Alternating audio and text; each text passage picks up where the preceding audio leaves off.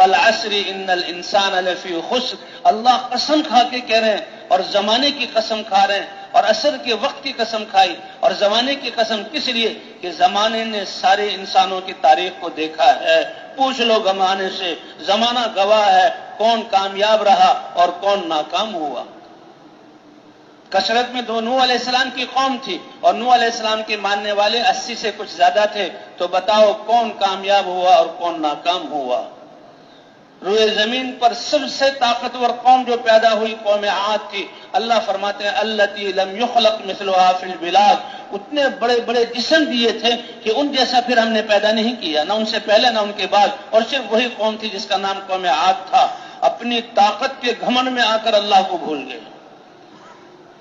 اللہ نے پکڑا نہیں، سرکشی کر رہے ہیں، ظلم کر رہے ہیں، زمین کو جہاں فساد سے بھرا ہوا ہے، بگاڑ پیدا کیا ہوا ہے، لیکن اللہ نے پکڑا نہیں. اللہ نے نبی بھیجا اور نبی سے کہا دیکھو ان کو میرا تعارف کراؤ، ان کو میری طرف بلاؤ، ان کو لا الہ الا اللہ کے کلمہ سکھاؤ، ان کو میرا اتارا ہوا دین جس سے امن آئے سکھاؤ، اور ان سے کچھ نہ مانگو. ہود علیہ السلام محنت کرتے رہے. چند لوگ سمجھدار تھے، وہ سمجھ گئے اور وہ ایمان لائے آئے. باقی اپنے عقل جہاں طاقت کی اکڑ پھونس میں سرکش رہے، اللہ نے ہوا بھیج کر ان کو اڑا دیا. جی ہاں، 7 لیال و 8 ایام، یہ ہوا انسان کے لیے کتنی ضروری ہے کہ آکسیجن یہ ہم سانس لے رہے ہیں اس کے بل بوتے پر جی رہے ہیں.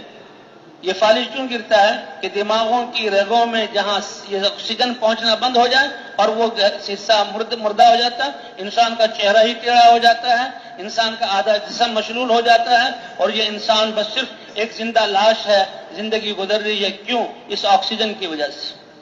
اب کتنی اہم یہ ضروری چیز ہے. اور اللہ کیسے آکسیجن پیدا کرتے ہیں؟ ہر انسان 1 منٹ میں 5 دفعہ سانس لیتا ہے. اللہ پورے جسم میں اس کو گھماتے ہیں اور اندر کی علائشوں کو لے کر یہ سانس نکلتا ہے، پھر اللہ صاف کر دیتے ہیں. تو اتنی اہم اور انسان کی زندگی کا دار و مدار جس پر، اسی کو اللہ نے ہلاکت کا ذریعہ بنایا.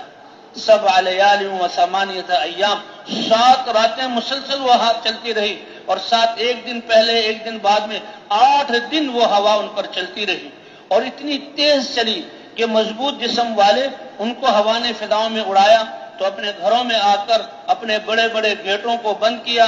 ہوا گولائی میں گھومی، اس نے ان دروازوں کو اکھاڑا اور ان کو جسموں کو نکال کر فضاؤں میں تنکوں کی طرح یہ اڑ رہے تھے اور بے بس تھے، اور ان کو جہاں گردنوں کے بل زمین پر پٹکا. اور پھر جب ہوا بند ہوئی تو ایسے پڑے ہوئے تھے بستیوں میں جیسے انسان جہاں کھجوروں کے لمبے درخت ایک دوسرے میں گھسے ہوئے ہوتے. اور ایمان والوں کی اللہ نے حفاظت کی، ایمان والوں کی حفاظت کی. ہود علیہ السلام اسی علاقے میں تھے، یہ کوئی 1-2 گاؤں نہیں تھے، یہ میلوں میں پھیلا ہوا علاقہ تھا. ہود علیہ السلام وہیں تھے، ایمان والے ان کے ساتھ تھے.